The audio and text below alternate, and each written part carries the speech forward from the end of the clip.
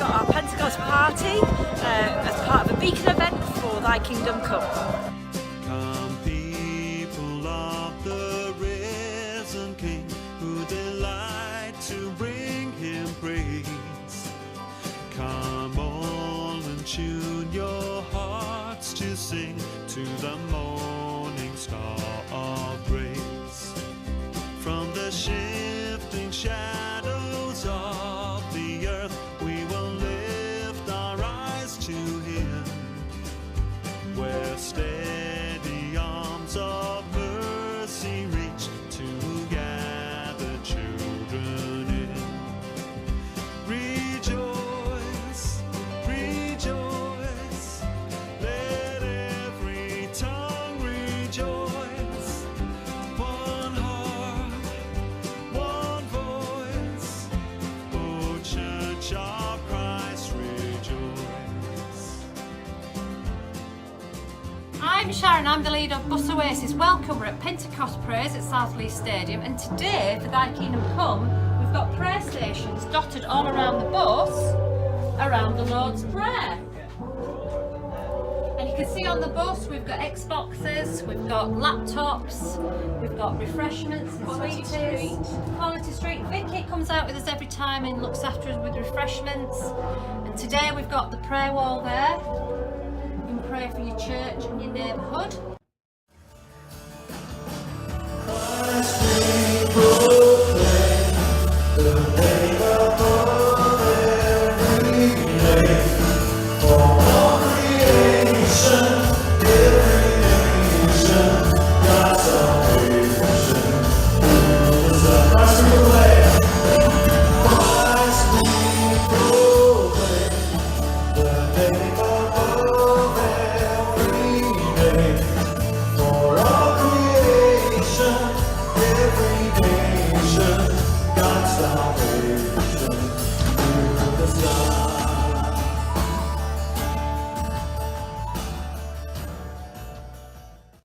Tell us about pilgrimage. Well, thank you, Roger. And it is the word rhythm which I would want to begin with. Rhythm is so important to our life. We're surrounded by rhythms, the very fundamental rhythm of breathing in and breathing out. And please try to keep on doing that, at least for the next 2 hours. Rhythm is embodied really in pilgrimage, because as you walk on pilgrimage you keep putting your left foot in your right foot, right foot, and that's the only way pilgrimage is going to happen. So rhythm and pilgrimage are very dear to me, and very much have been, well, I would say a way of life, even a lifeline over the last few years. But pilgrimage isn't only about that physical journey. I want to say that too. All of us are called, I believe, to be pilgrims. And the call of Jesus to follow Him as disciples is a call to a pilgrimage life. There's that inner journey, as well as that willingness to change and to move in our own selves. So I would probably say that pilgrimage begins with a sort of restlessness, as perhaps does our journey with Christ. We begin to sense that there's more to life than what we're currently doing. And that might lead us then to decide to make that journey, to make that physical journey, or to make that journey of discipleship, following Christ. And if you haven't made that decision to make that journey, perhaps today would be a good day to do that. But whenever we set off on a journey, we have to think about what we're going to take with us. Packing for a holiday. I guess we all have our own method of doing that. And pilgrimage focuses our mind very much on prioritising what we really need. If you're going to carry a pack of everything you need for a week or a fortnight, you're probably not going to bring your hairdryer. Although I have to say some of my pilgrims have tried. And prioritisation is perhaps something we need to do more and more in our own spiritual life and in our churches as well. And then you start journeying. And along the way, there are so many attitudes that you need as a pilgrim, which I believe we all need in life. Attentiveness. Attentiveness to the way, attentiveness to what's around you, attentiveness to your companions, attentiveness to God. There's a sense on pilgrimage that we're in transition. Pilgrimage is often described as a liminal activity, a threshold activity, an activity of change. And that's not always comfortable. But I believe again it might be what we're all called to as Christians, not to be too settled, but to be willing to change and to move and to grow. And pilgrimage also engenders community. Maybe you're travelling with people, maybe you're travelling alone, but people have gone that way before you and will come that way behind you. So there's that sense of community, again something we work at in our churches.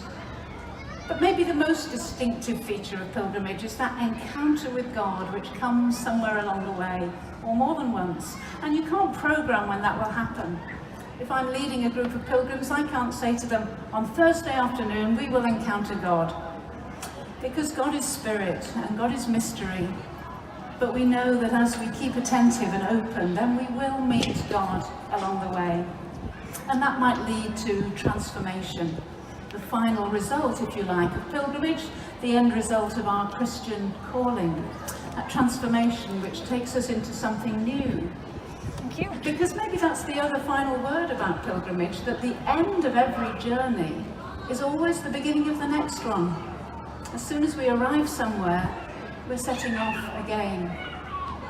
And that can take real courage. That can take real courage to set off again into the unknown.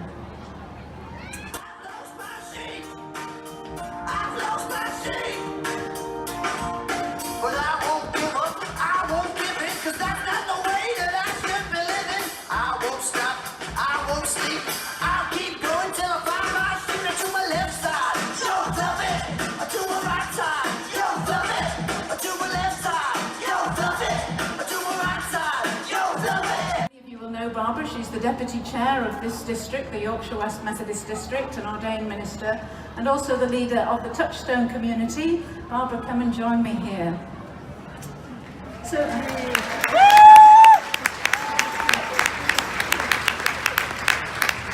Barbara, Roger said it was 127 miles and a quarter. Yes, you mustn't forget the quarter. Let's not forget it's very the quarter. important. 127 miles walking. Yes. In Yorkshire's amazing climate. Always sunny. Always sunny. Why? Well, somebody called Jill Baker, the Vice President of the Methodist Conference, said pilgrimage was a good thing.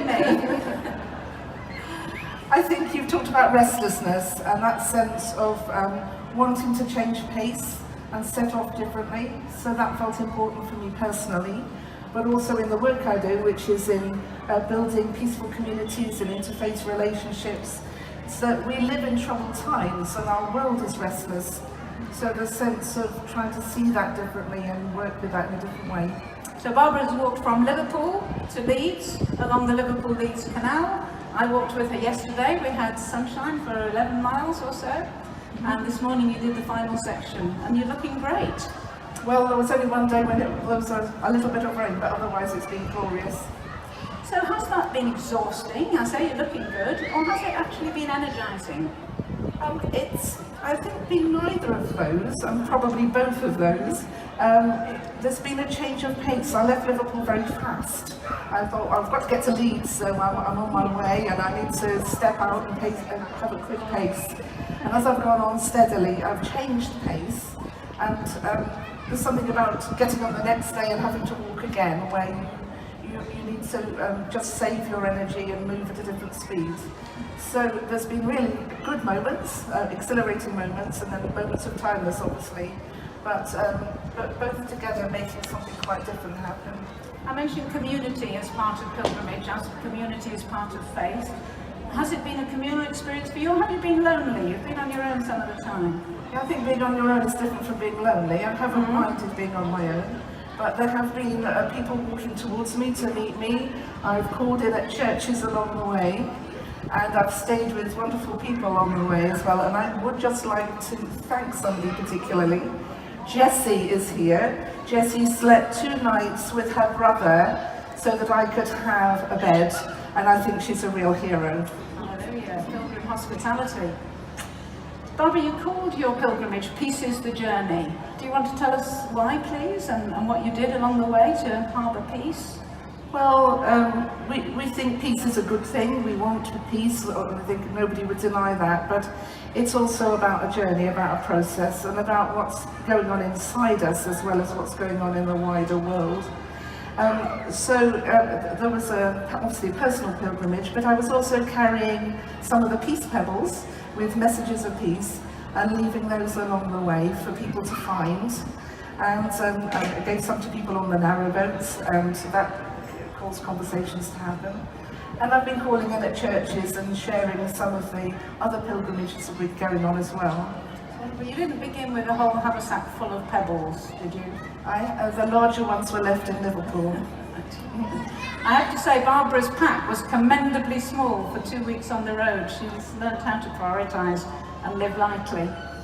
So Barbara, I'm afraid the bad news is that tomorrow you go back to work. How will that feel for you after 2 weeks on the road? Oh, I'm very much looking forward to wearing some different things on my feet. Touchstone is, the project I work in is in transition. We're moving into a new building. We're discovering new ways of working, new people to work with. So I'm sure that it'll feel different going back and this next stage of our life and our work. And I feel more centred and more at peace within myself to take that next stage forward. So there's been an inner transformation and journey for you as well? Yes, in a sense I don't know all of that yet. It will be something that unfolds as the weeks go by. Brilliant. Well, congratulations and thank you. A wonderful pilgrimage. It be my life's refrain. To live is Christ, to die is gain. Deny myself, take